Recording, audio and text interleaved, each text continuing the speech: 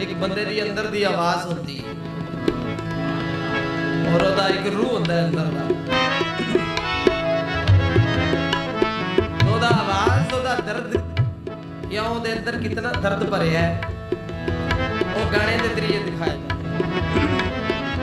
बाजारा इंसान कुछ और नजर आता है लेकिन होंदा वो कुछ और ही है।